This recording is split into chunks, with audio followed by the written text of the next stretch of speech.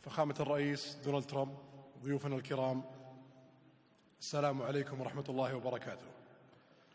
نرحب بكم اليوم في المملكة العربية السعودية في المنتدى الاستثماري السعودي الأمريكي، حيث تجمع بلدينا الصديقين علاقة اقتصادية عميقة بدأت قبل 92 عام، وتحديدا في عام 1933 بتوقيع اتفاقية امتياز التنقيب عن النفط في المملكة مع شركة ستاندرد أويل أوف كاليفورنيا. ونجتمع اليوم لتعميق هذه الشراكة الاستراتيجية في مراحلها المختلفة، من اقتصاد قائم على الموارد الطبيعية إلى اقتصاد مبني على تنويع مصادر الدخل والمعرفة والابتكار.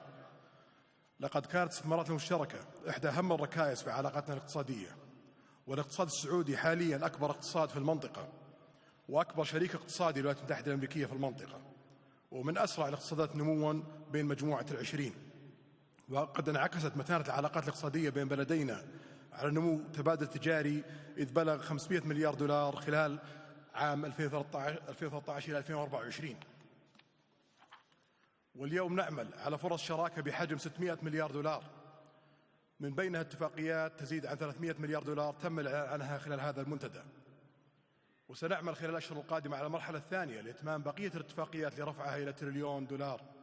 وتمثل هذه الشراكة المتنامية امتدادا للتعاون المتعدد في المجالات العسكرية والأمنية والاقتصادية والتقنية، بما يعزز المنافع المتبادلة ويدعم فرص العمل في المملكة، ويسهم في توطين الصناعة وتنمية المحتوى المحلي ونمو الناتج المحلي. وتعد الولايات المتحدة الأمريكية وجهة رئيسية لصندوق الاستثمارات العامة، حيث تستحوذ نحو 40% من الاستثمارات العالمية، مما يعكس على ثقة قدرات الاقتصاد الأمريكي على الابتكار، خصوصا في القطاعات الواعدة مثل التقنية والذكاء الاصطناعي، بما يسهم في نقل المعرفة وتبادل الخبرات. ويبلغ عدد الشركات الأمريكية العاملة والمستثمرة في المملكة العربية السعودية 1300 شركة، تمثل ما يقارب ربع حجم الاستثمار الأجنبي في المملكة. منها 200 شركة اتخذت من المملكة مقرها الإقليمي في المنطقة.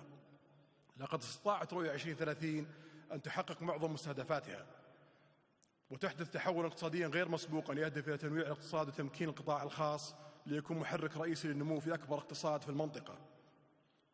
وقد ارتفعت صادرات المملكة غير نفطية إلى 82 مليار دولار في عام 2024، كما تم توظيف أكثر من 2,400,000 مواطن ومواطنة، وانخفضت نسبة البطالة إلى أدنى مستوى لها تاريخيا، مع تضاعف إسهام المرأة في سوق العمل. ختاما، إنني يا فخامة الرئيس على ثقة أننا اليوم نواصل البناء معكم، ومستندين إلى أسس الشراكة الوثيقة من بلدينا، وما وقعنا عليه اليوم هو جزء من طموح أكبر يستثمر فرص التعاون وتبادل المنافع بيننا. فخامة الرئيس، أن عملنا المشترك لا يقتصر على التعاون الاقتصادي، وإنما يمتد إلى عمل على إحلال الأمن والسلام في المنطقة والعالم. مجددا ترحيبي بفخامتكم في المملكة العربية السعودية، ونتطلع الآن للاستماع لكلمة فخامتكم. شكرا.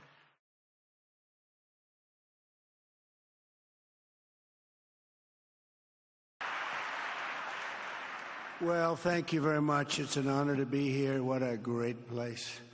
What a great place, but more importantly, what great people.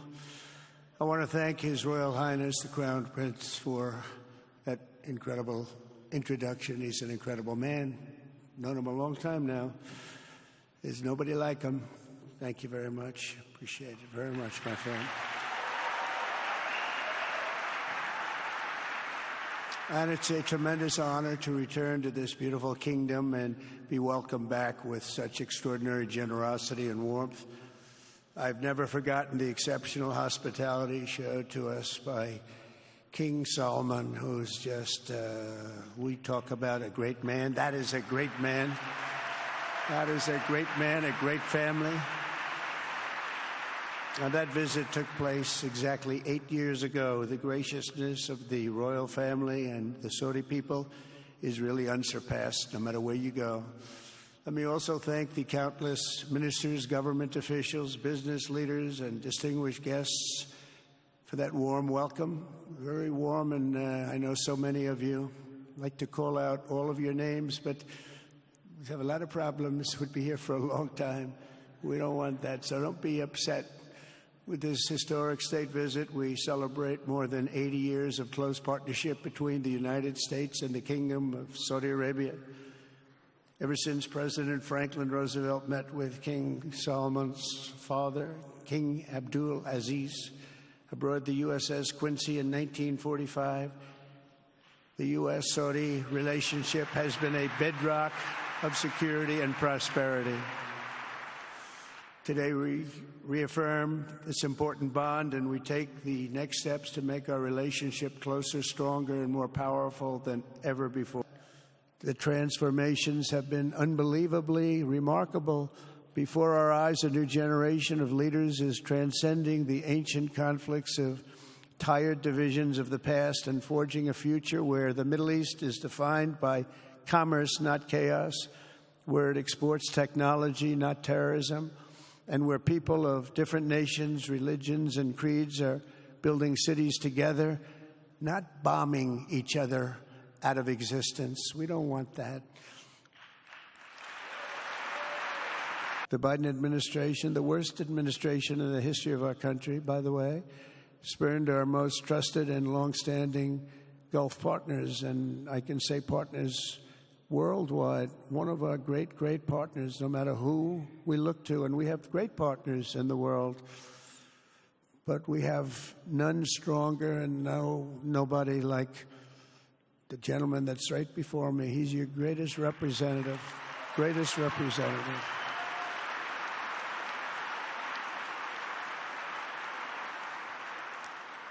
And if I didn't like him, I'd get out of here so fast.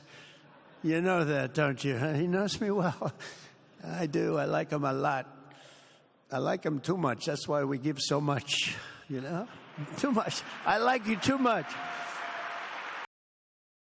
I will be ordering the cessation of sanctions against Syria in order to give them a chance at greatness. Oh, what I do for the Crown Prince.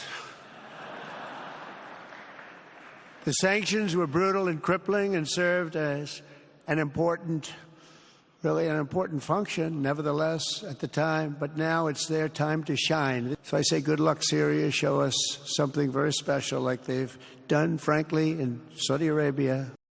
I don't like permanent enemies, but sometimes you need enemies to do the job, and you have to do it right.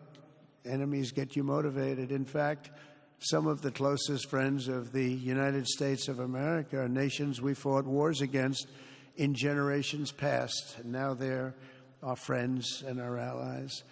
I want to make a deal with Iran. If I can make a deal with Iran, I'll be very happy if we're going to make your region and the world a safer place. But if Iran's leadership rejects this olive branch and continues to attack their neighbors, then we will have no choice but to inflict massive, maximum pressure, drive Iranian oil exports to zero, like I did before.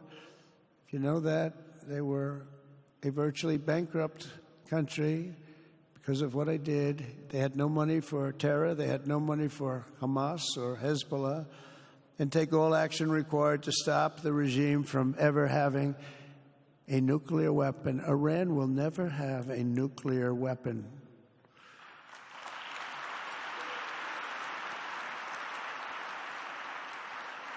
But with that said, Iran can have a much brighter future, but will never allow America and its allies to be threatened with terrorism or nuclear attack. The choice is theirs to make. We really want them to be a successful country. We want them to be a wonderful, safe, great country. But they cannot have a nuclear weapon. This is an offer that will not last forever. The time is right now for them to choose. Right now, we don't have a lot of time to wait.